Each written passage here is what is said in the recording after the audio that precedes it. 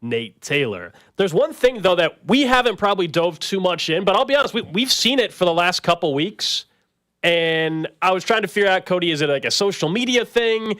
Is it a text line thing? Or is this something that, like, the masses of Chiefs Kingdom are actually thinking? And it has to do with the offense, but not the wide receivers stuff that we've all been talking about. We all are on the same page months. in that department, by the way. There's no one left standing on the wide receivers aren't a part of the problem and the offseason plan didn't work part of this. Okay, so that part, everybody's in agreement.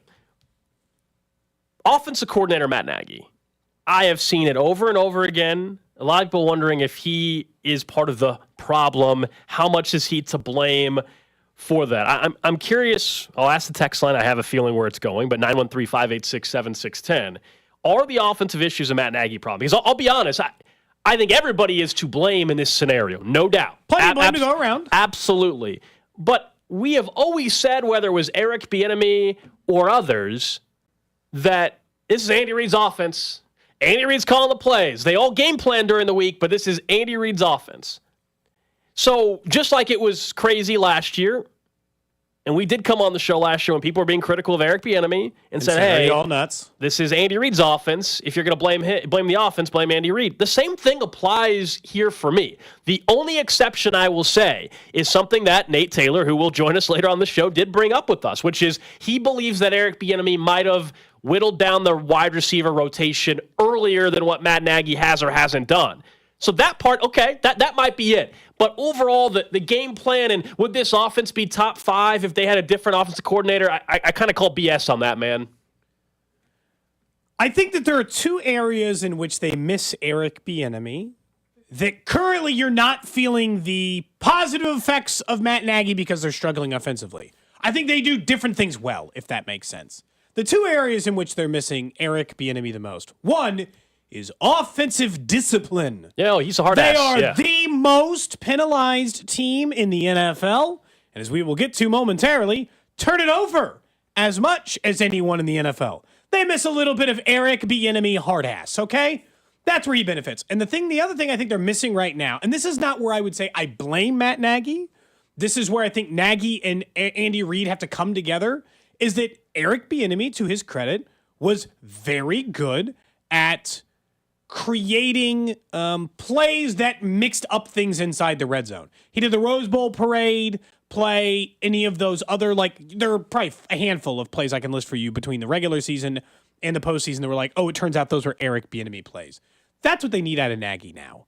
I don't blame Matt Nagy for the problems offensively, but I would say he has to be a bigger part of the solution than we're seeing where it's just like, Andy, fix it. Matt Nagy has to think of creative ways to use their offense, get parts of their offense open, and figure parts of this out. Because right now, I do think that was an Eric Bieniemy strength, and they missed that. So we're just replaying basically the same scenario from years prior. What I mean by that is when things were smooth and they were a top 3 offense in football, nobody was saying, man, Eric Bieniemy is doing a great job, right? Everybody said, man, Andy Reid's a genius. When things went south a little bit, and south being relative here, okay, people would blame Eric Bieniemy. Here we are. This season, the offense is now outside the top 10, and they're blaming Matt Nagy. If things get fixed, I'm just legit question, will people hold themselves accountable to this as well, as much as the team does? Yeah. If you're right now telling me and texting in and saying that Matt Nagy is the issue, and I disagree, but if you're saying that in the next 6 weeks, Cody, if they do turn it around and they become a top 5 to 10 offense, are you going to say it was Matt Nagy fixing it, or are you going to say Andy Reid just got everything fixed? Because that ultimately is why I struggle with blaming Matt Nagy. Everybody is part of the problem solution, however you want to phrase it. But Matt Nagy was also Kansas City's offensive coordinator in 16 and 17. Let's not forget. They won the AFC West in back-to-back seasons with Alex Smith at quarterback. Were people praising Nagy then? Now, got him a head coaching job. It absolutely did. Or were they saying, oh, Andy Reid's a genius? It was a little of both, but yeah. I just think more Reid. This is normal. I think this happens in every city, too.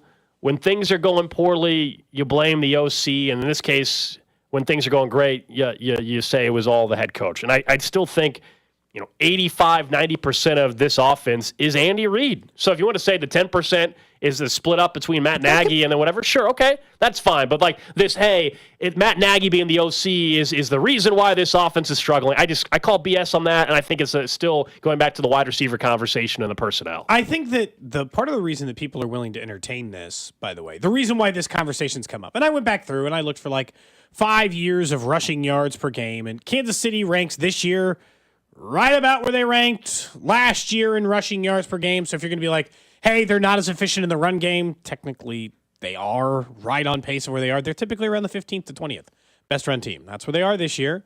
I think what they're bringing this up is there is not a decided difference between this group of wide receivers and last year's group of wide receivers, and yet they are performing significantly worse. So either, look, this could be the simpler explanation could be, well, teams figured out how to guard your bad wide receivers. Last year, you spread it around a little bit. Juju was enough of an upgrade over Rashee Rice in the regular season that, you could cause a few more problems, and that was it. But I think that's why this is coming up, is because it's not a dramatically different wide receiver unit. We can bag on this group, and I've been happy to because of their performance so far. But, in week 16 last year, Tony and Sky and MVS and Matt Nagy was on the staff last year. I know he wasn't the OC, but that's the other reason why it's hard for me to believe that he's the issue, because while he wasn't the OC last year, he was on the staff with the same personnel you're bringing up. Again, he was the OC in 16 and 17. I think that this text probably is the best way I could sum it up, is like the play calling just in general maybe hasn't been as good this year. And again, by the way, who does that fall on most of the time? In game, I know exactly who it falls on. It falls on Andy Reid. So how are they going to fix this year? This is a bye week that, to me, Andy Reid has to solve the issue and figure out how to put wide receivers in better spots. That's who I put the quote-unquote blame on for an offense that still has allowed this football team with the great defense to be 7-2, by the way. But the rotation thing, like if that really is an offensive coordinator job, as Nate Taylor had mentioned, then this is why I always blame Andy more. This is the same thing we were just talking about special teams with Tobe yesterday. When it seems like it's not going anywhere, that's when it's Andy Reid's time to step in and take control of the situation. So, if Matt Nagy's in charge of wide receiver rotation, how much they're going to use these guys, and he's still using too many wide receivers too much, at some point, it is Andy Reid's damn job to step in there and be like, nah, we're not doing this anymore. Here are the four. Sure. Get those four guys out there. Those are the guys we're running with, and then we're not doing any more of this. That's what I was saying about Tobe. Like, after 3 years of watching them field the ball inside the 10, at some point, I blame Andy almost as much as I blame Tobe for not just stepping in and handling this situation. So going forward, I'll tell you the truth. I am way more likely to blame Andy Reid and the wide receivers for offensive struggles far before I get to Nagy. Matter of fact, I assume my complaints about the offense, why they're struggling. Number one, wide receivers. Number two, Andy Reid's play calling design at the moment for the offense. Number three, Mahomes, inconsistent play to start the season. Then I don't know, maybe I'll say offensive line or run game before I get to Nagy, but he's somewhere in that lower end of the list for me. It's just not worth, I mean, we can blame Nagy. Honestly, it is actually people can blame whoever they want. I was a little worried that they weren't going to blame Nagy the way they used to blame Eric Bieniemy, but it feels good.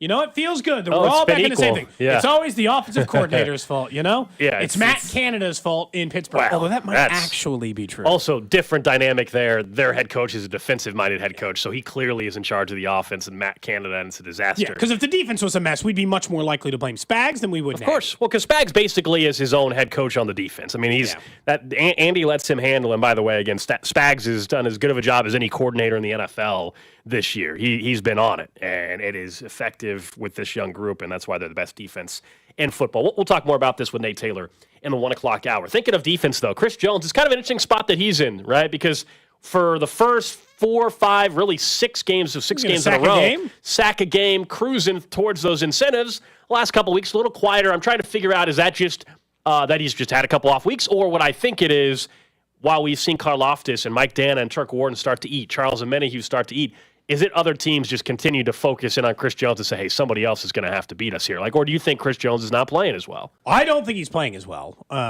I mean, I'll be honest, I understand that he gets double-teamed kind of under any circumstance. He was the most double-teamed defensive tackle in the NFL last year, and he still managed 15 and a half sacks. So while unfair, probably at times because of how good of a player, like an unfair standard versus other players, I don't really care if he's getting double-teamed because he's supposed to beat that because he's Chris Jones. Like, I know that sounds ridiculous, but that's also just the standard. We talk about this with the offense. Normally, most teams wouldn't complain about an offense that'll finish like 8th ranked in the NFL. We complain about it here because it is opposite of the standard we are accustomed to. I don't know. I was daydreaming about a world of maybe, maybe it won't be as hard to let go of Chris Jones as I thought it would be. Yeah, I hear you, and I think it's been noticeable the last couple weeks. But also, we know with a player of his caliber, off the bye week, he's very likely to get a big-time sack that wins the game, and all of a sudden, like everybody's like, "Oh yeah, I forgot." Like, I don't think suddenly he's just going to disappear for the rest of the season. Now, this play I think is what prompted it too, because it led to a touchdown on the next play. Spread set. They are 3-by-2, 3 to the left of the left-handed Tua Tagovailoa. The snap goes to his right hip, however, and he's going to be pressured. He dumps it in the near flat. It is caught by Wilson, but the Chiefs surround him and take him down. But a flag thrown at the end of the play at the 33-yard line. It's a gain of 4. This might be on the Chiefs. Is this a face mask? Unsportsmanlike conduct after the play. Hopefully it's not a blunder there, but all the gestures from the Miami Dolphins seem to lean towards it going against unnecessary roughness. Defense, number 95. Chris Jones. That's an automatic first down on third down. It was going to be 4th and 16. Next play, they score a touchdown. That was just, and they showed the replay too, and it was like, what the hell? Egregious. Like, what the hell were you thinking in that moment? He had no business doing it. Yeah, I think maybe that, by the way, was some of the frustration to start this conversation. We're talking about, hey, the last couple of weeks hasn't maybe been as impactful. You wonder if that was a frustration type of penalty, that, hey, he hasn't been able to have the success the last couple of weeks. Like, the last 2 weeks, I just kept waiting for him to get the play to put the team back in position. And look, against Miami, I just thought maybe it was going to be to close it out. Against Denver, I thought it was going to be to, like, get them back in the game, and he just went kind of dormant. It's just been hard because it's been a weird year for the pass rushers who are being just as effective as Chris Jones, and we're not used to it. Karlaftis just as effective. Mike Dana from a sack department. Mike Dana just as effective. Minihue's been so good since the time we've seen him. And then they've just been spreading it out kind of everywhere, so you don't think too much about it. I'm just wondering if it changed your mindset at all on it. It hasn't. It hasn't. I still think he's going to end up with double-digit sacks and maybe more than that in terms of closer to 14 or so. Yeah, he's got 5.5, and we're heading into week 10, and they got a bye week. So yeah, he's on it. Just about 10. He's on it. I mean, I wonder, as much as we have said, hey, who needs OTAs based on how he started? Is there a chance that is he a little worn out right now? The bye week is. I don't know. But that's complete speculation. I have no clue, but. I'm just trying to think of what has changed in the last couple weeks. Is this bye week happening at a good time for him individually? I don't know. Or, hey, our team's just playing really well the last 2 weeks, and, yeah, other guys have stepped up in his absence. That's the beautiful thing right now is it doesn't feel like, Cody, man, if they don't get Chris Jones, then how is this defense going to stop anybody? That's not what we're saying at all because of, A, the secondary is phenomenal, and B, you do have continued growth from Karlaftis, and Minihue's now joined the team the last couple of weeks. It's hard to really overly complain about Chris Jones because of exactly that fact. Maybe he has been quiet for the last couple of weeks, Chris Jones, but the team itself is averaging the 3rd most sacks per game in the NFL. Now we've got teams who've had like 8 games or 9 games, so total sacks is a bit misleading. 3rd most sacks per game in the NFL is the Kansas City Chiefs right now. They were 2nd in the NFL in sacks last year, and they have maintained that standard because of some bigger seasons from guys we weren't expecting seasons from. Chanel's on pace for 6, Dana's on pace for 10, Karlaftis is on pace for 12. They could, at the end of this year, based on just pacing stats, have 3 double-digit sack players. Remember, that's all we were asking for last year. I wonder what it would be like to have multiple guys who could get 2. Remember when the Eagles had 4 or 3 or whatever it was last year? We're like, historically great sack numbers for the Eagles last year. Yeah, but the Chiefs are not. They're not going to have historically great pass numbers, but they are still getting the job done. So I'll give Chris Jones some benefit that what you're saying is true, which is they're just better at pass rush, even if Chris Jones doesn't seemingly matter in the game because everyone else's job is easier. Coming up in 15 minutes, we'll be joined by our NFL insider, Vinnie Pasquantino, get his thoughts on now heading into week 10 of the NFL season. And maybe if he is reading these comments from Jamar Chase the same way we are. Drew brought this to our attention as well yesterday because he, of course, is our Cincy guy. And Jamar Chase landed really awkwardly on his back in that Sunday Night Football game, right? I mean, he clearly, and even during the broadcast, Chris Collinsworth's like, yeah, he's going to be crawling out of bed the next day. And so since he gets the win, Zach Taylor was asked about Jamar Chase's back and said, all right, he's sore right now, impossible to say the day after the game. We'll take it day to day. But some of the quotes that Jamar Chase had specifically, you're like, is he going to miss some time? The quote from Jamar Chase, I'll just read the tweets actually from, I think it's Paul Denner Jr., who's a beat writer. He said, Jamar Chase making it sound like his back injury will be something worth monitoring. Concerned tone. Went on to say, here's the quote, I'm just going to support my teammates, man. Let those guys do what they got to do. Only thing I can do is get healthy for the team. He went on to say, all I can do is pray, be a good teammate, be there for those guys and try to get healthy. That's the only thing I can do right now. Everybody is counting on me to be healthy, end quote. And then he said, quote, I'm alive. That's the best thing right now.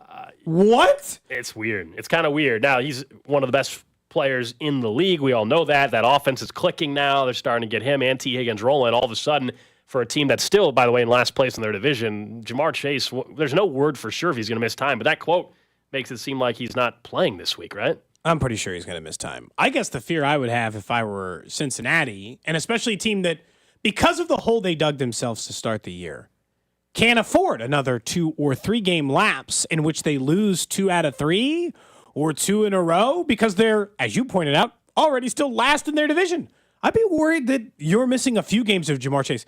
He was talking about like it's life or death in these quotes. I'm sure just an extreme amount of pain right now. I mean, it could just be like a back contusion where it's extremely sore. He can't, doesn't have any mobility, and he's out for 2 or 3 weeks. Yeah, but if you play 2 or 3 weeks and you lose 2 of those 3 weeks, that is a massive problem for a team. If the playoffs started today, would be the 7th seed and barely in the damn thing. Next 3 games for them are Texans at home, Ravens on the road, Steelers at home. Are you nervous? Like, you kind of have two of the the best defenses in the NFL and a Texans team who's a little saltier than everyone thought. You kind of have the pulse of Cincinnati. So what's are people freaking out? As far as I'm concerned, I'm not freaking out. I don't think very many people. I think the overall consensus of this is it gives the opportunity for Zach Taylor and OC Brian Callahan the opportunity to get creative with the play calling. Obviously, somebody's going to have to step up. A similar situation that we see in other wide receiver rooms at this point. The Vikings having to have guys step up because Justin Jefferson goes down. Same thing has to go here. Playing 2 division games, if he is out for those 3 weeks, I mean, playing against the Ravens and the Steelers will be obviously tough to not have your best wide receiver there. Text line might be onto something. They're like, this is just wide receiver dramatics. Like, he's just making it seem just like classic wide receiver. Like I think that's more of what it is as well. I mean, we've played quotes of the past from Jamar Chase. He's certainly he's fun. He's definitely fun. I'll say that. And he exaggerates things. The fact that he said "I'm alive" is actually kind of funny. Yes. Dude, he was making it sound like, and the good Lord willing, I'll walk again. He was making it sound like he was just down for the count. I mean, we earlier this year heard a Chiefs wide receiver say he couldn't feel his legs for a day. That was a real thing. And Jamar Chase is making it sound like those are the symptoms he's experiencing. So unless you're right, and it's just like classic wide receiver over dramatization, I'll say right this: it's definitely that if he plays this week. I feel like he might be out this week. I think that they might, given Houston, their defense has been a little shaky. I mean, let's just see what we got without Jamar. I don't know. Maybe they just don't play him this week out of caution to get him ready for those 2 division games. I mean, I'm not overly worried about it. But it was interesting to hear Paul Denner report that it was a concerned tone from Jamar, as if he was a little worried about the thing. I don't know. I think he's hurt. I think he might miss some time. At this point, as good as Cincinnati is, we hope that they miss the postseason. I'm actively rooting for Cincinnati. Yeah, sorry, Drew. Obviously, kidding? everybody in Kansas City hopes Cincinnati misses the postseason. Absolutely. Of course. They're their biggest rival right now. They're the biggest threat. Absolutely. And they're looking more like that dangerous team again. So if you told me that there's a scenario where Cincinnati, Joe Burrow, and Jamar Chase are not in the postseason, yeah, that's a win. Absolutely it is. Would you rather have that, or would you ever have Kenny Pickett and the Steelers sneak in somehow because it's Mike Tomlin? Yeah, I'd rather have that team in the postseason. Thank you very much. Kenny Pickett, yeah. Are you kidding me? Kenny Pickett, the guy has like 4 touchdown passes this season. I think I'd take my chances Stroud there. has more touchdown passes through his first 9 games than Kenny Pickett does in his whole career. I mean, that's just crazy. he had more passing touchdowns in his last game than Kenny Pickett probably has all season.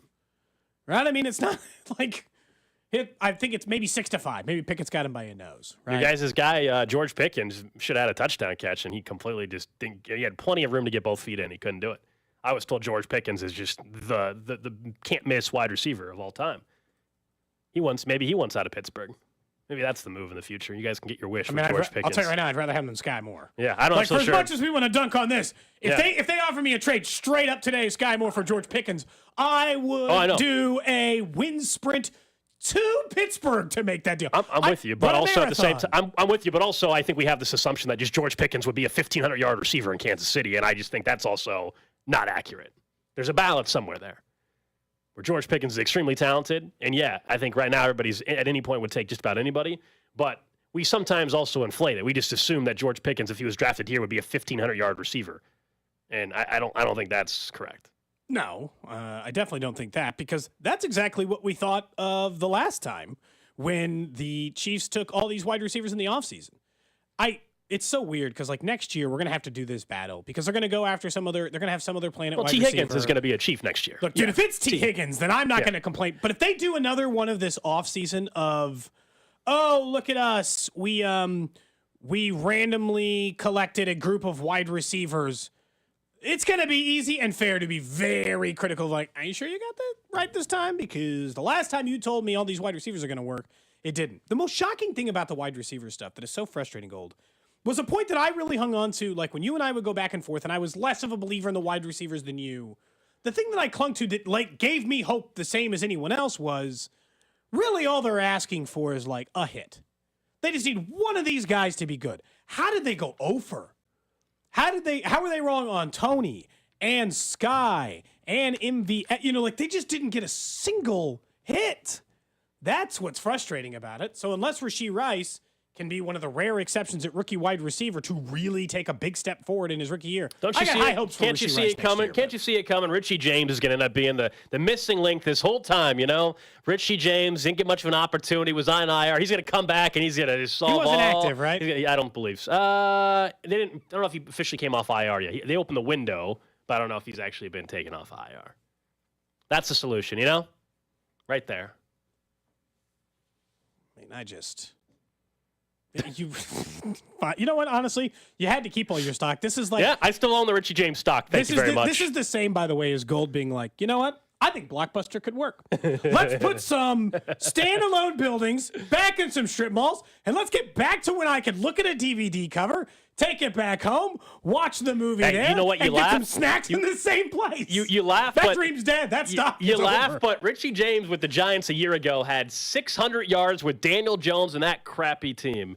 And this year, he can't get on the field. He was hurt for part of it, and he can't get on the field. Meanwhile, you just listed off a couple wide receivers that, A, have never had 600-yard seasons, and B, haven't. sure as hell aren't pacing for one this year. So why the heck not see what happens with Richie James? What was your guess for his over-under at the beginning of the year? I said, man, 7 or 8. None of the books put any. I would have lost money. None of the books put up Richie James over-unders for the season, and I said anything under 625, I'd take the over.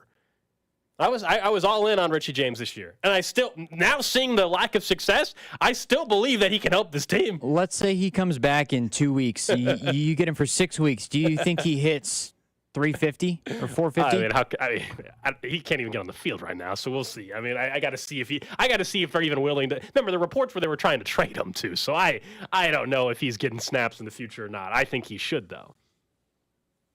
I can't there you believe go. Getting to a Richie James. Richie James, baby. Hot. Let's go. Coming up next, though, Vinnie Pasquantino, our VinFL insider, going to join us. He was rooting on his Jets last night, who lost to the Chargers. We'll get his thoughts on that and what he saw from the Chiefs bouncing back after the loss to the Broncos.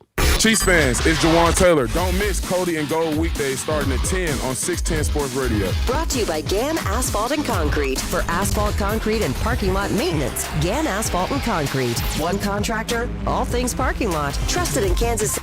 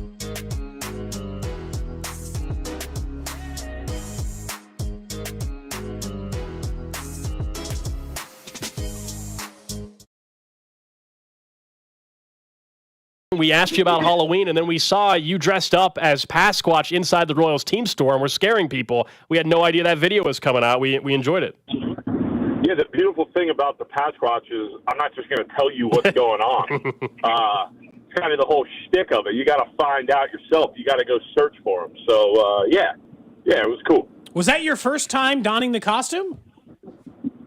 First time donning the costume. It's hot in there, so... he got lucky last year that I didn't play most of the summer, but, hey, for the foreseeable future, that guy's going to be hot in the Kansas City summer heat for a long time. What do you like about the international games, Vinny? Like, from an NFL fan perspective, do you like getting up at 8:30 in the morning, watching these Germany games, watching these London games? Are you excited about football that early on? Yeah, I mean, it's cool. I think it's cool that they're expanding internationally. So I think that's exciting. I mean, in baseball, when they go to London too, it's pretty cool. So, yeah, I mean, I'm for it. I'd be curious to see how the teams feel about it losing a home game, but I think it's cool to see football international. It's waking up to it's kind of fun. When you look at what the Chiefs did this last Sunday, you were preaching. I don't know. You pretty much are just mocking anybody who was panicked after a Denver Broncos game. Is this one of those, like, see, you can still beat 6-2 teams, or should Chiefs fans still be more worried about their offense? I mean, you're also talking to a Jets fan here, and I'm assuming you guys saw that game last night. So, yeah. I mean, you guys complaining, and by you guys, I mean me too, as I like to say, a potential Chiefs fan. Complaining about the things you guys can complain about is very, very nice. So, yeah, everybody, you're in a good spot, 1 seed in the AFC right now. And, yeah, I mean, no matter how good or bad your team is, you're going to find things to complain about. But it's, yeah, the Chiefs they're really, really freaking good. How do you watch your Jets last night? You mentioned the offense. I mean, I don't know if you were at the game or not, but how can, if you're a guy in the locker room, trust and believe with the coaching staff there when they're going to keep rolling out Zach Wilson at this point? I mean, that's just... Yeah, I mean, as a fan, I get through the games with tequila.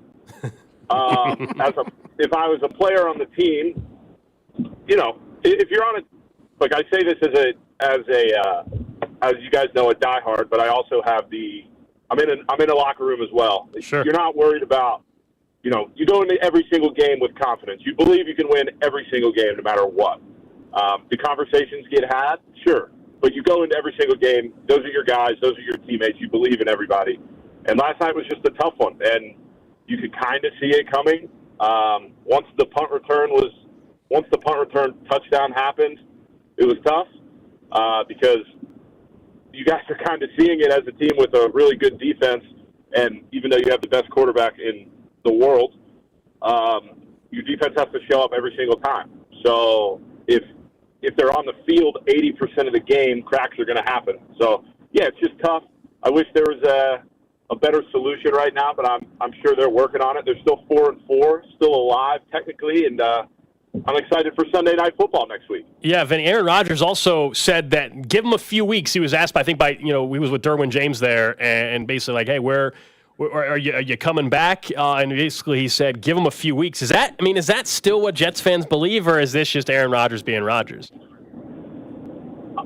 I am on the side of believing he's not playing, but I've never had an Achilles before, and from what I've heard, the fact that he's walking is ridiculous right now. So whatever he's doing, he's on some expedited timeline, and if there's an ability for him to play, he's going to play. I mean, I can relate that to my own. If I had been able to get a green light before our season was over, I would have come back.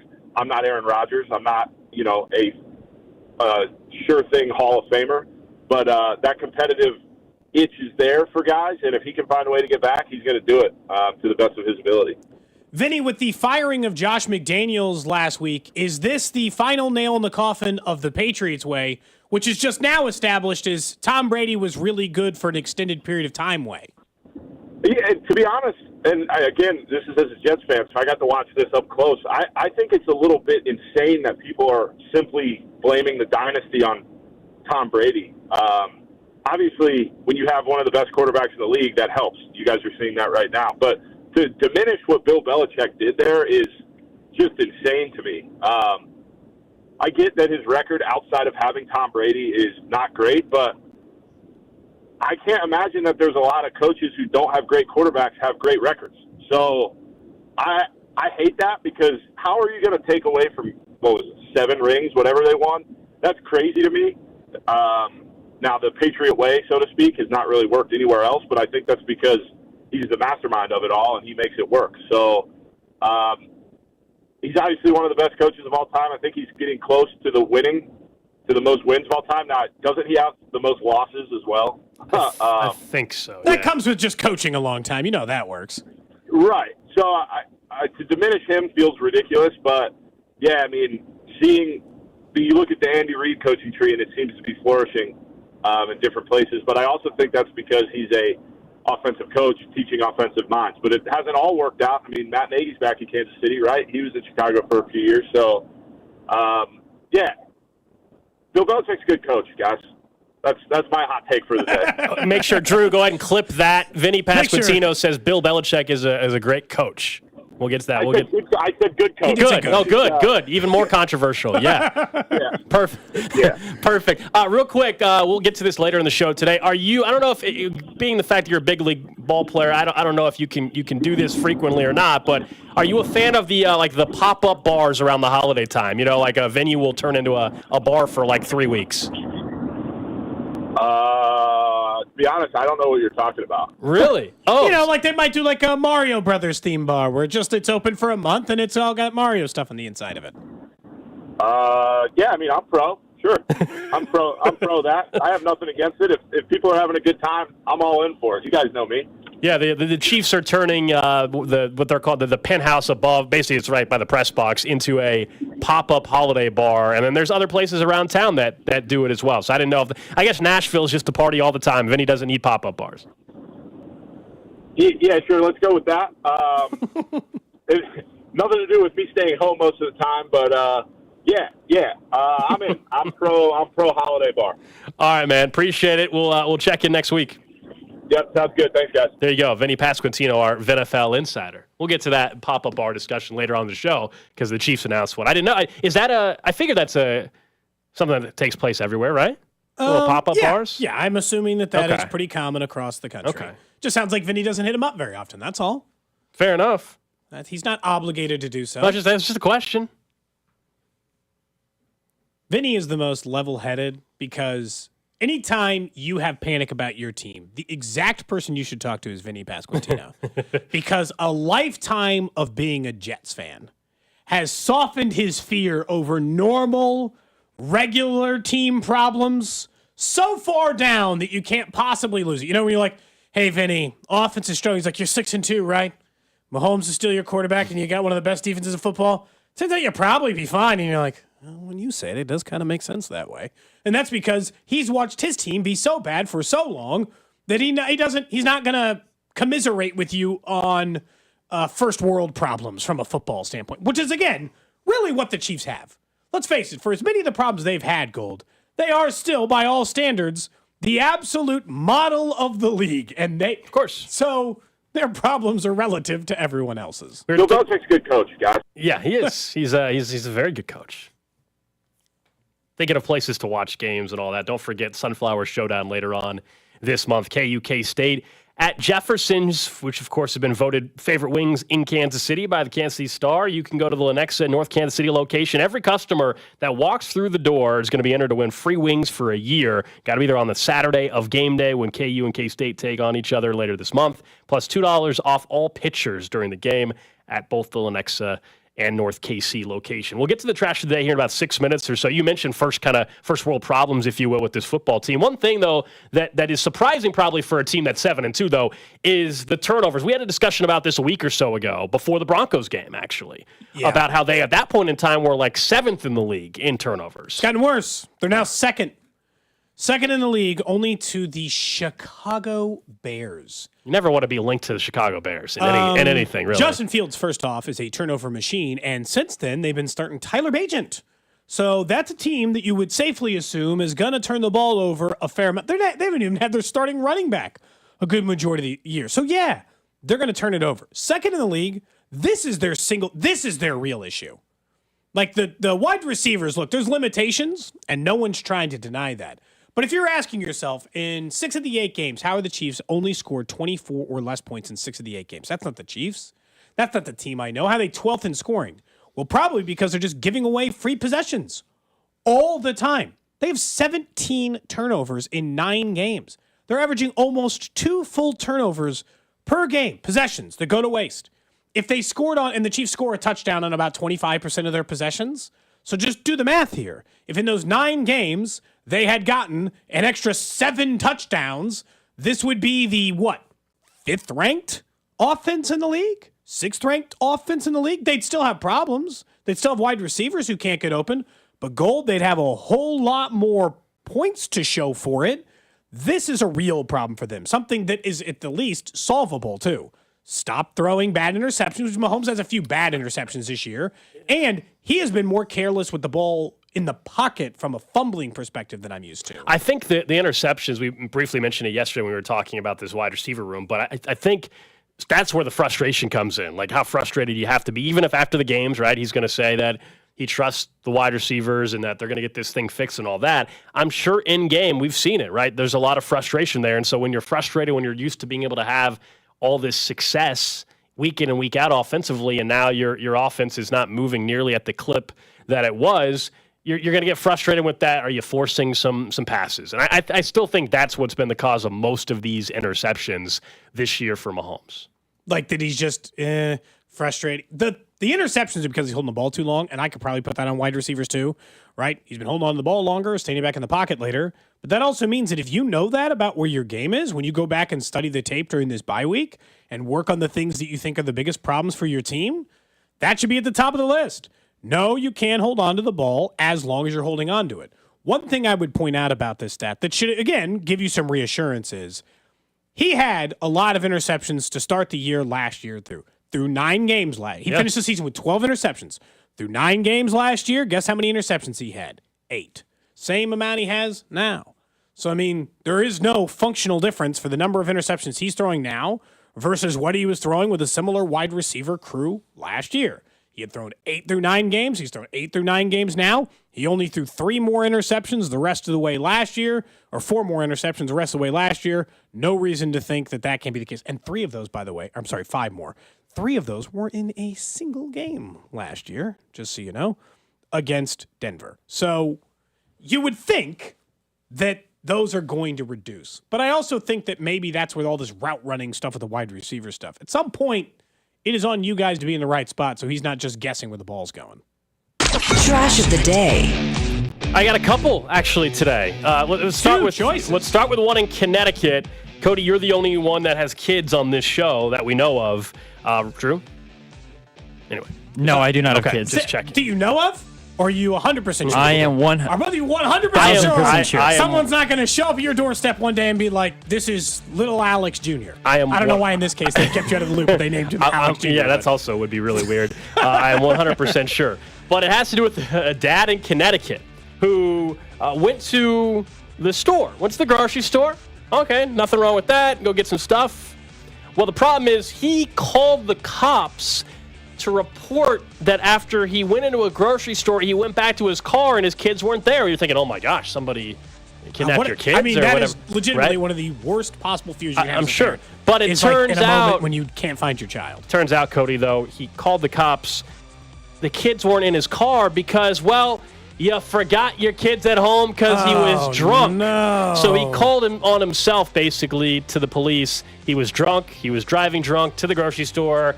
His kids weren't in the car because he was so drunk he didn't realize he never took them with him to the grocery store. He forgot his kids at home. He was arrested on several charges. Well, that's not great. So it turns out.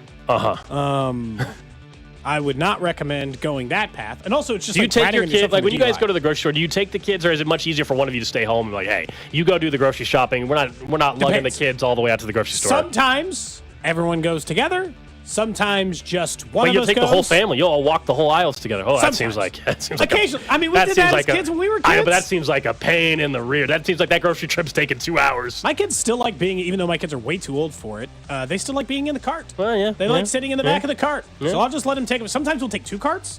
one that just lugs the kids around, and the other person pushes it full of their groceries. Well, she's 7 and he's 5. They take up 60% of the back of the cart space. You normally order online anyway. You've told us that. I do. And you go also pick it up. Yeah, that's this week when we picked up I picked up my groceries. I ordered them and then I just did the curbside. Easy enough. What's wrong with that? No, that's a great system. I'm Big just saying. fan of the curbside grocery pickup. Easy. Do you guys do that? We plan our groceries on Sunday, Saturday or Sunday. We plan the meals for the entire week.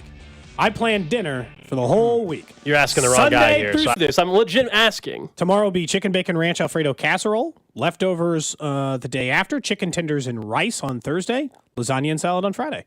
Saturday We never had anything roast. that. Saturday like we have a that, pot roast planned for dinner. Would you guys like to come over for pot roast? You know, pot roast but Power wintertime, sounds great. great. There's more than enough for you. You guys can come over. We can all pot roast together on Saturday night. That's fine. I will not be here, unfortunately. That's right. You're going to Wisconsin. that's right. Yeah, I'll You're be going mad. to your other college that you like for The for football college, game. Yeah. Someone from the 93 My second says, home, essentially, I guess you want to call it that. Someone says order on Saturdays, less busy for orders, more likely they'll get your order accurate. Oh, that's interesting. Are they not accurate with your order right now? On the day you're currently ordering? They're usually pretty good.